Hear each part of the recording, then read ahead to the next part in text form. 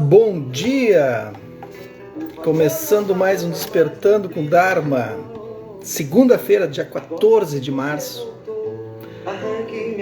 com a música do Paulinho Mosca e Chico César, tambor. Bom dia, Alcione!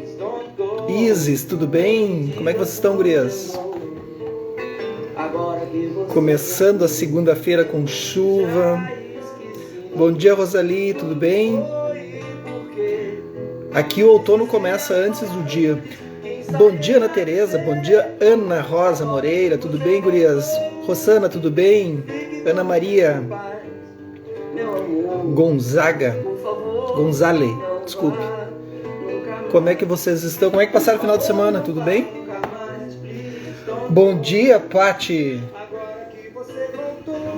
E aquele vídeo, abertura pro Fantástico lá, Pati? Lembra do Fantástico de 1980, 90? Quando ela surgia da água, assim? Tem que te trollar, né?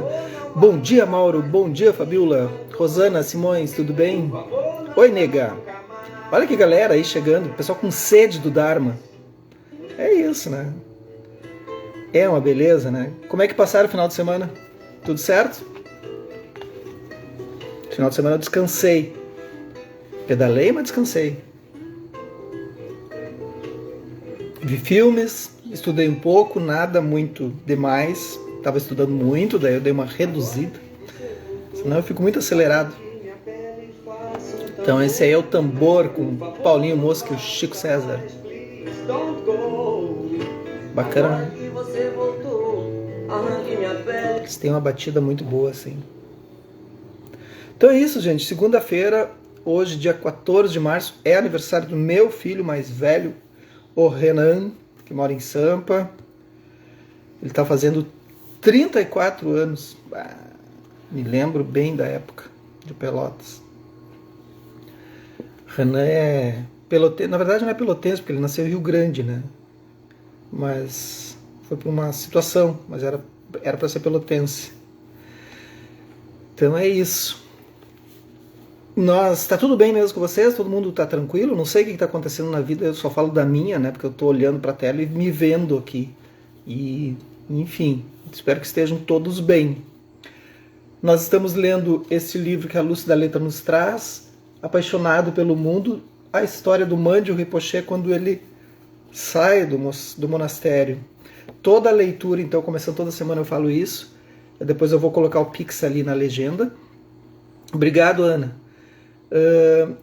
Toda a leitura desse livro, então, que a gente fizer até terminar o livro, tudo que a gente arrecadar, e aí a gente vai doar, nós todos estamos doando, só sou o catalisador, para uma entidade que trata de crianças com vulnerabilidade social. Tá? Obrigado, Mauro. Então, vamos lá. E eu já estou com o próximo livro. Tenho certeza que eu acho que já escolhi, assim. Eu faço uma leitura meio geral por vários. Mas esse aí eu acho que vai sair um pouquinho. Eu acho que vai ser bem interessante. Vamos fazer uma coisa diferente. Página 174. Vamos lá, então. Não almocei naquele dia. Então ele está no parque, né? E nem voltei para a pousada até a noite. No meio da tarde, o céu azul claro havia se tornado sombrio e soturno. E o vento começou a aumentar. Obrigado, Rosana. Gostei muito da brisa fresca e logo gotas de chuva caíram tão pesadas quanto granizo. No início, a árvore sob a qual me sentei me protegeu, pois a água ficava retida principalmente pelas folhas. Mas quando as folhas não puderam mais sustentar o peso, transformaram-se em centenas de bicas jorrando, e a chuva caía sobre mim como se viesse de uma calha. Peguei meu chale e corri para os banheiros públicos. Não havia ninguém lá. Em pé, parado, segui meditando. Minha intenção era permanecer presente na consciência plena aberta. Ficar ciente do que está acontecendo e repousar na consciência plena. Dentro do reconhecimento da consciência plena, identifiquei o som da chuva forte, o som do vento, a sensação da umidade, os maus cheiros e a sensação de estar em pé. Então, atenção plena, né, o tempo todo. que é o sétimo passo do caminho óctuplo. O oitavo daí seria a própria meditação, né? Então aqui ele tá narrando que ele não está fazendo meditação, ele está em atenção plena. Vejam a diferença, é importante a gente reconhecer isso. Não estava tentando alcançar nenhuma sensação, sem me afastar, sem me perder. No trem para Varanasi, os banheiros cheiravam muito mal e eu quis ficar longe deles. Sentar no trem fechando o nariz ou sair e comprar uma passagem de primeira classe. Agora, pude reconhecer. Não gosto desse cheiro. Tudo bem, sem problema. Bom dia, Maria. Não tenho que gostar dele. Não a convide para o chá, o que significa que não criamos uma grande história em torno dela, como, por exemplo, queixar-se sobre as pessoas no trem, mas também não a afastamos, pois isso apenas aumenta a agitação mental e bloqueia a capacidade de nos conscientizarmos. E isso é a capacidade que tem a nossa sétima consciência, que é a consciência discriminativa. A sexta é a cognitiva, a oitava é a armazenadora. São 8 consciências. E a capacidade da sétima consciência ficar trazendo informações da oitava consciência e trazendo aquelas informações e dizer assim, ó, fica aí reclamando. E a mente entra naquilo e cria aquele eu reclamão. Assim. É muito louco isso. E se a gente não consegue ver isso, a gente cai num abismo. Quando a chuva parou, saí do banheiro e deixei o parque para voltar à pousada. No caminho, prometi que nos próximos dias eu ficaria apenas com a chuva. E não me refugiaria nos banheiros novamente. No dia seguinte, as temperaturas aumentaram. O esforço principal daquela manhã era não adormecer. O suor escorria do topo da minha cabeça, encharcando minhas túnicas. Meus óculos embaçavam o tempo todo. A umidade parecia ter sugado o oxigênio do ar, levando-me com ele. Próprio inferno, né? Meditar assim. O calor subia do chão, criando o que parecia uma miragem no deserto. Ao meio-dia voltei para o restaurante, que tinha aquele dal delicioso, e depois me refugiei no meu quarto com o ventilador do teto. Às 3 horas eu estava de volta ao parque, então tem essas folguinhas, né? Me lembro da Tenzin Palmo, né, quando ela fazia a prática super intensa, né, que ela tinha tudo programadinho assim, de 3 em 3 horas ela fazia alguma coisa. Era muito incrível a disciplina dela. Né? Tinha acabado de abrir meu manto quando a chuva começou. Esse foi aquele tipo de tempestade que parece que todo o céu descarregou seu peso sobre a terra. Continuei sentado no bosque. Minha cabeça estava sendo fuzilada. Não sei se é uma coisa muito boa meditar assim. Eu gosto de meditar quando tem muito vento, assim. Bom dia, Carol! Aí quando tem muito vento, assim, eu gosto de sair ali para fora, assim, perceber aquele vendaval, assim, no meio das árvores. Claro, tem um cuidado para não cair nenhum galho, né? Não fico bem embaixo. Mas eu acho legal justamente porque o vento, ele me deixa muito loucaço, assim. E é justamente por isso que eu saio meditar no vento. Para que eu perceba essa loucura acontecendo, né? Porque o elemento vento ele é muito forte para mim, e aí o elemento ar, né? E aí então eu fico meditando nisso, sentindo aquilo.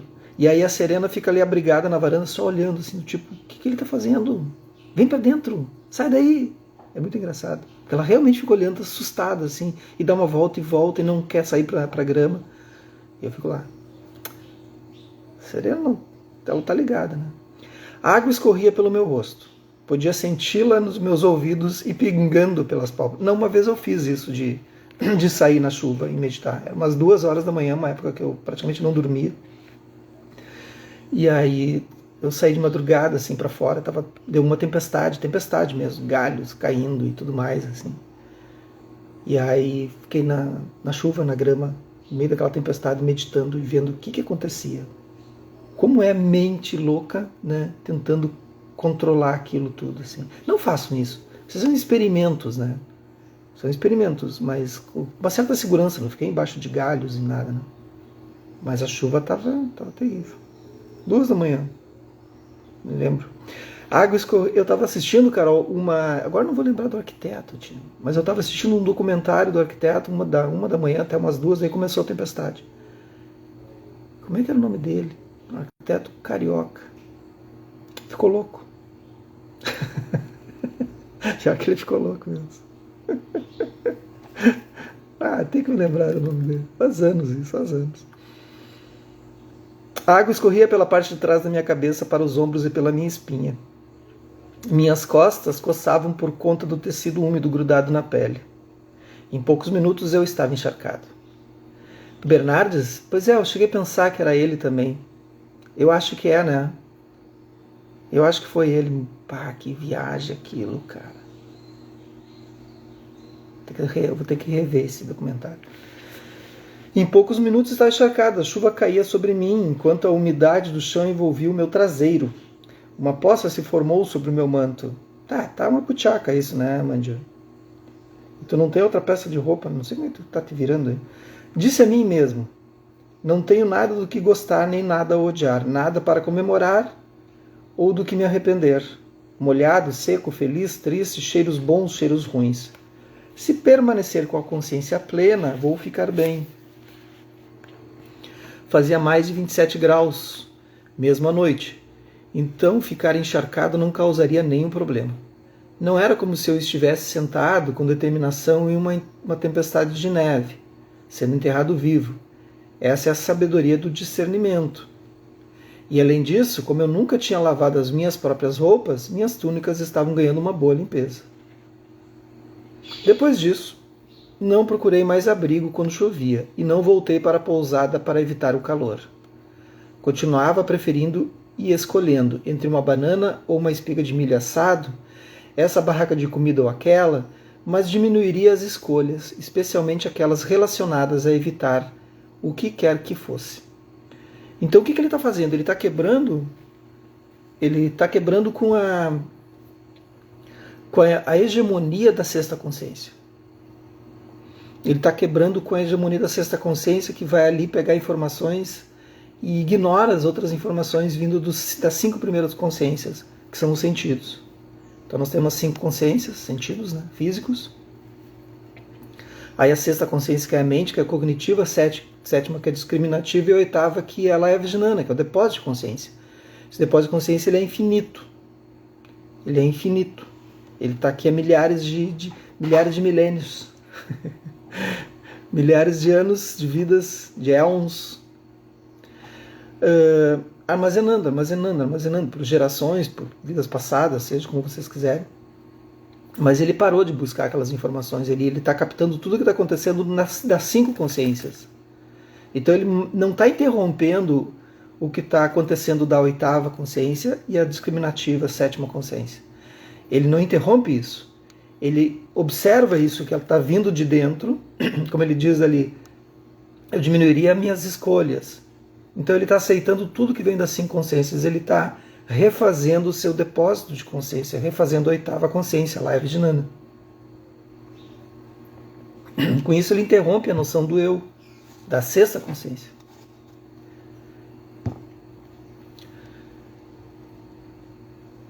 É isso que está acontecendo. Entenderam? É bom saber isso. Porque a gente se fixa na ideia de 6ª consciência, e aí é como a mitologia grega, né, do Narciso. O Narciso se apaixona pela sua própria imagem no lago, né? E aí ele se joga e morre afogado. Então quando a gente está muito preso à 6ª consciência, como o Narciso estava, né? Aí tem até música do Caetano, né? Aí ele se afoga em si. É um mito, né? Depois disso não procurei mais abrigo. 3 noites depois, sonhei novamente que estava andando entre Katmandu e Nubri. Desta vez o caminho atravessava o vale cercado pelas altas montanhas. Então por que é importante saber sobre as consciências, né? A gente, quando está meditando, tu está observando justamente isso, o surgimento dessa 6ª consciência, constantemente. E esse fluxo, e essa BR, assim, essa via, né, entre as 5 consciências e a 8ª consciência. E tu fica observando aquilo passando dos 2 lados, uma velocidade imensa, assim. E tu fica tentando observar tudo aquilo que tu está captando, assim, que tu está colando, acertando os carrinhos passando. E aí tu vai construindo, aí tu vai vendo que aquilo tudo é ilusório. Que a partir do momento que tu consegue parar de ver essas flutuações, tanto de dentro da oitava quanto das 5 externas, nesse momento a teoria da relatividade da mente, assim. Naquele momento a mente ela para, como se ela tivesse atingido uma velocidade igual ao fluxo de informações interno e externo. Ou seja, ela atinge a velocidade da luz, assim, ela para. Porque ela está na mesma velocidade, mas está parada ao mesmo tempo. Bom dia, Karen. E essa oitava consciência é como um disco rígido, e a sétima é como a RAM, memória RAM do nosso computador. Ela é limitada, só que a gente não vê. A gente acha que ela é infinita também. Sei que pode ser complexo isso, mas a gente precisa parar para ver isso. E essa é a prática de meditação. Pelo menos a que eu imagino, né? 3 noites depois, sonhei que estava entre Katmandu e Núbia. Desta vez, o caminho atravessava o vale cercado pelas montanhas. Tá vendo, Carol? Isso é meditação. As pessoas acham que meditação é sentar e ficar numa vibe boa para curtir a vibe, não sei o quê. Não é nada disso, eu acho isso. Mas, ao mesmo tempo,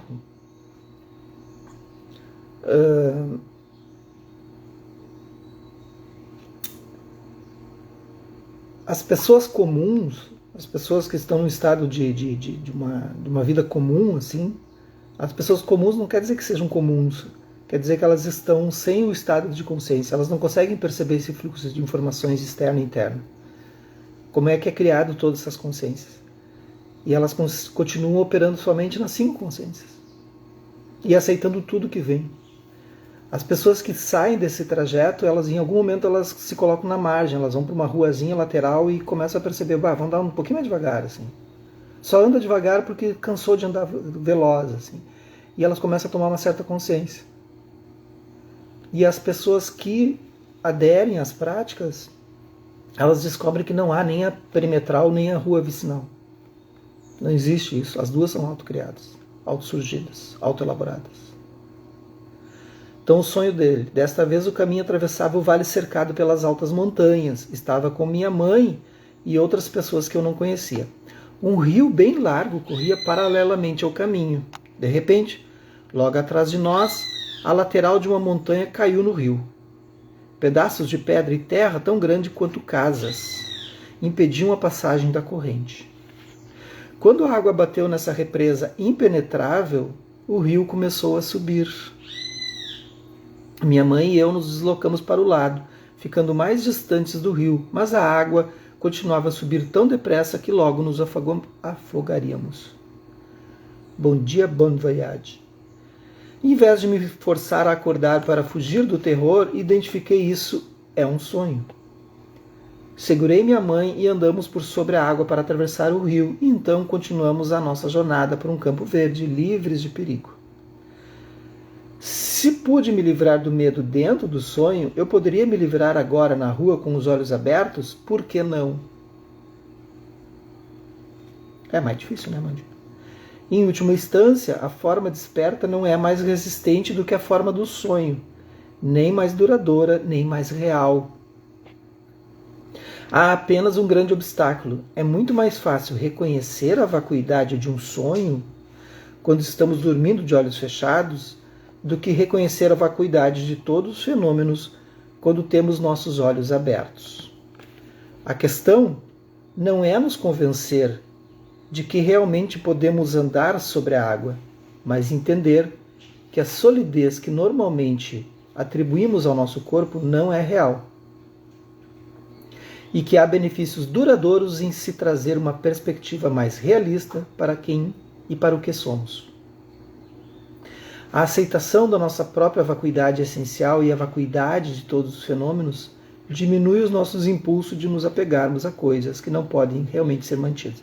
Aqui ele está falando sobre vacuidade, gente, do sonho e vacuidade da vigília, que é o que a gente está acordado, que no sonho não existe essa noção de interser, né? Justamente porque elas são insubstanciais. Então a noção de que estamos todos interligados. No sonho não estamos todos interligados. A cada dia eu aumentava a duração das minhas sessões de meditação no parque. E aí a Serena tá ali só ouvindo, olhem para a Serena aqui, quer ver? Preste atenção na tela agora. Estão vendo? A Serena, ela vem ouvir o Dharma. Chega às 6h30, ela sai de lá, para ali. Aí depois, terminou o Dharma, ela sai. Eu falando sério. É um negócio maluco, tio. Como é que a gente vai entender isso, né? Bom dia, Carmen. A cada dia eu aumentava a duração das minhas sessões de meditação no parque. Cada vez que entrava, os guardas examinavam meus documentos de cidadania. Com muita rapidez eu me acomodei a essa rotina, retornando ao meu lugar no parque e voltando para o meu quarto. Estar fora e sozinho no mundo começava a ficar mais fácil. Mas ainda percebia que isso provocava sentimentos de constrangimento que diminuíam quando retornava ao meu lugar e ao meu quarto.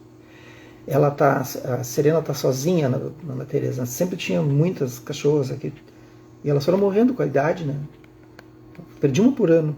Foi horrível. Todas elas com 13 anos, mais, assim, 12. E a Paris foi a última, né? O ano passado. Mas ela não foi de idosa. Ela foi por um problema de uma cirurgia. E aí morreu. Então ela está sozinha. Mas eu gostaria de uma boxer. Uma fêmea. Adoro boxer, adoro o jeito, o caráter, né, da boxer. A Serena, todas elas eram tudo cachorras que a gente foi pegando, assim, né, doação e tudo mais. Mas dessa vez eu queria uma boxer, até pode ser por doação, não tem problema. Mas quem souber de alguma boxer assim, porque eu já tive duas. A última que faleceu foi a Coca. Elas são tão... Tinha labrador, mas a boxer, eu fico encantado com o jeito que elas são, assim, com as pessoas e tudo. Então quem tiver boxer aí e quiser fazer uma doação, enfim. Porém, ao mesmo tempo em que minha mente se tornava mais pacífica, com a percepção de segurança, ela também se tornava menor. É como se ela se encolhesse para se tornar compatível com o tamanho do quarto. Estou falando isso porque ela precisa de uma amiga, de uma parceira. Não é porque eu preciso de uma boxer. Ela está muito, muito sozinha. Às vezes eu vejo ela está deprimida, assim, eu saio para fora conversar com ela, mas tu vê que ela não está legal sozinha. Embora o confinamento trouxesse certo grau de conforto, também revitalizava a minha curiosidade sobre o mundo lá fora, e eu me sentia ansioso para expandir minhas aventuras. Então ele está indo muito devagar, assim, né? Em poucos dias, mas está indo com muita segurança porque ele tem muita ferramenta, né? O Mandir. Ele tem muita ferramenta, coisa que a gente não tem, coisa que nós, em primeiros dias, nessa situação que a gente está aqui olhando, lendo, a gente já entraria em problemas, assim, né? Mas ele tem ferramentas demais para trabalhar. É muita ferramenta até para pouca coisa que está acontecendo. Comecei a explorar diferentes restaurantes dentro da área da próxima à pousada, sempre pedindo arroz e dal. Também comecei a aumentar o número de horas entre as refeições e a experimentar fazer jejuns por dias inteiros. Olha, está começando a forçar a barra. Logo, a fome em meu estômago me transportava para a Núbri e para os cogumelos morchella, é assim que se diz? Que minha avó assava. Na primavera, ela apanhava os cogumelos, polvilhava-os com farinha de cevada, adicionava um pouco de sal e manteiga e punha na brasa. Quando criavam bolhas e ficavam macios, ela limpava a cinza e os comíamos em pé, perto do fogo. Esse sonho era de uns 30 anos atrás, e o aroma da memória enchia minha boca de saliva. O calor do verão fez com que o movimento externo quase cessasse. Uma quietude geralmente reservada para os cemitérios instalou-se na aldeia, até que as temperaturas esfriassem à noite. Vamos terminar esse capítulo aqui. Os aldeões praticamente dormiam dentro da casa, aventurando-se o mínimo possível a sair. Bom dia, Beta. Bom dia, Cris. Depois de 5 ou 6 dias indo e voltando ao parque do Parinirvana, comecei a explorar a cidade, ou mais especificamente, a explorar a minha mente enquanto caminhava pelas ruas vazias. Estão vendo a diferença? Ou parava para me sentar e meditar. Ele está muito atento a conseguir controlar esse fluxo de informações das 5 consciências com as outras consciências.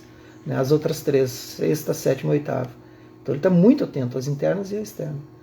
Ocasionalmente passava pelo templo tibetano, mas nunca entrei. Um dia, um tibetano com roupas de monge saiu à rua e tentou chamar a minha atenção. Fingi não notar, claro, né? Ele ia reconhecer o Mandilo. Gostava, porém, do templo tailandês. Era silencioso e o chão de pedra era bastante refrescante. Nunca vi ninguém lá e ficava horas inteiras meditando no belo pátio interno, cercado de flores perfumadas. Depois, comecei a explorar áreas mais distantes, incluindo um lugar ali perto, onde o Buda Shakyamuni foi servido em sua última refeição pelo ferreiro Kunda. Refeição essa que desde então gera discussões. Kunda, o ferreiro, pensa que karma desse ferreiro Kunda, né? Porque ele serviu uma comida, uma carne que estava estragada para o Buda e o Buda morreu por causa disso, né? Infecção intestinal. O ferreiro era um devotado seguidor do Buda, mas um homem de meios modestos, era pobre. Né? Sua maior bênção foi receber o Buda e oferecer a ele, os seus seguidores, a refeição do meio-dia. Segundo a lenda, um dia o Buda intuiu que a refeição estava envenenada. A fim de proteger os membros de sua comunidade e desejando não ofender seu humilde anfitrião, pediu que somente ele fosse servido. Olha só. Após essa refeição, o Buda adoeceu. Logo depois morreu deitado entre duas árvores de sal, próximo ao rio Hiranyavati. Bom dia, Letícia. A discussão era se o Buda comeu cogumelos venenosos ou carne de porco contaminada. Os textos antigos usam a palavra porco e cogumelo em relação à última refeição do Buda. Mas os porcos eram muitas vezes usados para encontrar os cogumelos. O significado do texto é ambíguo. O local da casa de Kunda é marcado por uma pequena estupa comemorativa, mas a área funciona mais como uma praça da cidade do que um local sagrado. Não há portões nem guardas. No início da noite, as crianças brincavam na grama, famílias faziam piqueniques e jovens namorados passeavam por ali. Nenhuma dessas atividades me pareceu incomum. Nem conseguia me lembrar de uma vez anterior em que me sentei em um parque público, sem outra coisa a fazer senão desfrutar. Eu fico pensando no Kunda, tadinho. Então, para terminar esse último parágrafo por hoje, certa noite, ao entardecer, fui até a aldeia com a intenção de meditar na rua até o mais tarde possível. No minuto em que me sentei, um enxame de mosquitos, denso como melaço, desceu pela minha cabeça. Enrolei meu manto no rosto e na cabeça e em seguida desenrolei-o para cobrir os pés e as mãos. Bom dia, Lê. Acabei voltando para a pousada antes de escurecer. Tinha previsto os mosquitos? Será que tenho que aceitar tudo o que surgir, fazer com que cada pequeno mosquito seja meu amigo? Tem um aqui me incomodando aqui. Aliás, né, Lajeado está uma infestação, tá, inclusive agora com dengue por toda a cidade. E eu não sei, não estou vendo movimentação da prefeitura, espero que eles resolvam isso.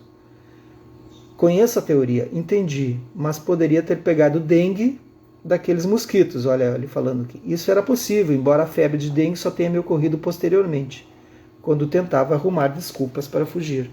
Então Lajeado está tendo uma grave infestação de mosquitos. E aqui em casa está completamente tomado. Amigas já perto, aqui próximos, uma quadra, duas estão com a dengue. E eles estão fazendo movimentos, mas não estão fazendo movimentos mais intensos, assim, que acabe com isso, né? Eu entendo. A pessoa do meio ambiente me explicou que se eles passam o veneno, eles acabam, vão já colocando na postura, acabam matando todos os tipos de insetos, né? Joaninhas, abelhas e tal. Mas quando há uma infestação e a dengue já está tomando conta assim da cidade, aí eu acho um problema.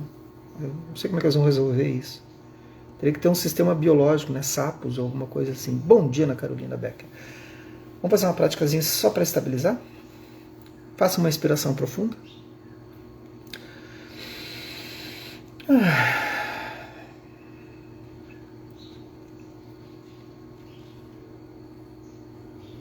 Apenas deixe que o corpo vá se acomodando.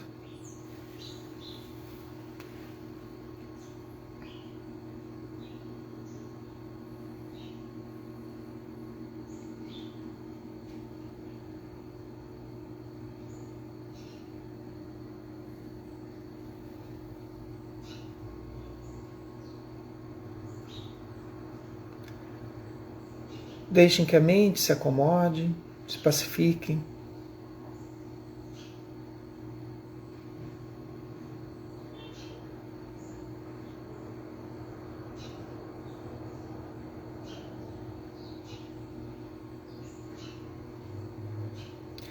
E agora coloquem uma intenção para esse dia e para essa semana.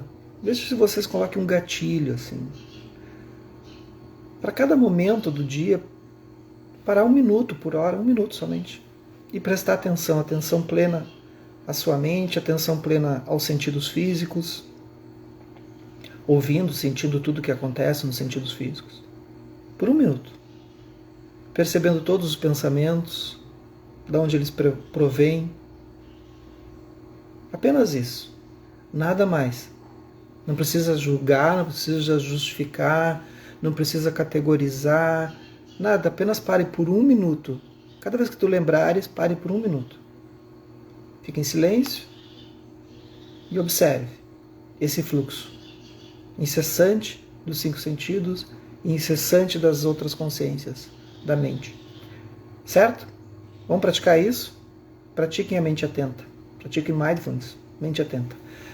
Que os méritos desse nosso encontro, dessa nossa prática se expandam e toquem a todos e todas, que nós possamos nos tornar um caminho iluminado. Boa semana, boa segunda. Vamos lá que a segunda semana vai pegar, como sempre. Estou sempre numa motivação, eu me automotivo. Eu tenho autorregulação de motivação, uma loucura.